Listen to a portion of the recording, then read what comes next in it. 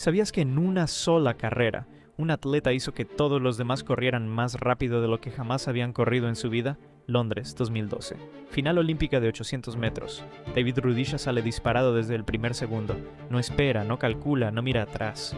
Marca un ritmo tan perfecto, tan brutal, que el resto del campo no tiene opción. O lo siguen o quedan fuera de la historia. Y lo siguieron. Rudisha cruzó la meta en 1 minuto 40 y 0.91 segundos. Récord mundial. Pero aquí está lo que casi nadie menciona. Los 7 atletas que corrieron junto a él ese día también marcaron los mejores tiempos de sus carreras.